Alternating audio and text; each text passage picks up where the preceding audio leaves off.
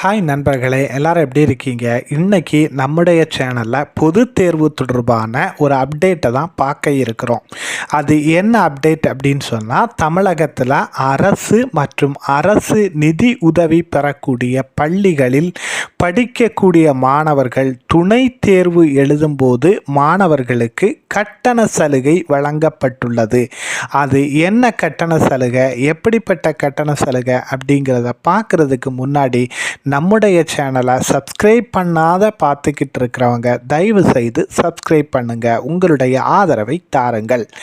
தமிழக அரசினுடைய பாடத்திட்டத்தின் கீழ் பயிலும் மாணவ மாணவிகளுக்கு தற்போது பொது தேர்வு நடைபெற்று கொண்டே இருக்கிறது.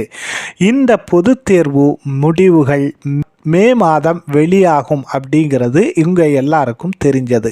ஸோ இந்த பொது தேர்வில் தோல்வி அடையக்கூடிய மாணவர்களுக்கு உடனே பொது தேர்வு நடத்தப்படுகிறது. இந்த பொது தேர்வில் தோல்வி அடையக்கூடிய மாணவர்கள் அரசு மற்றும் அரசு உதவி பெறக்கூடிய பள்ளிகளில் படித்த மாணவர்களாக இருந்தால் அவர்களுக்கு முழுமையாக கட்டண சலுகை வழங்கப்படுகிறது.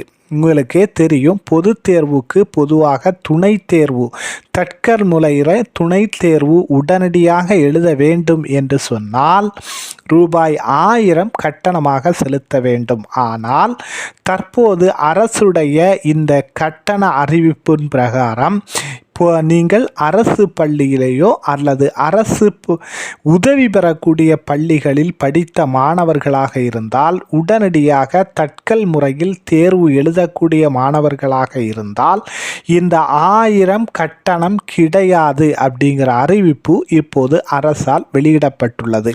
ஸோ இது போக இந்த தேர்வுக்காக விண்ணப்பிப்பதற்கான கால அளவு 7 நாட்களாக இருந்தது.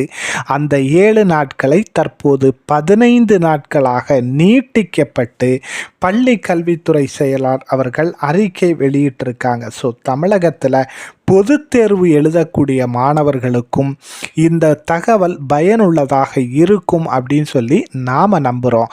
இது போன்ற செய்திகளை நம்முடைய சேனல் வழியாக தெரிந்து கொள்வதற்காக நம்முடைய சேனலோடு இணைந்திருங்கள். நம்முடைய சேனலுக்கு உங்களுடைய ஆதரவை தாருங்கள். பாய் பாய்.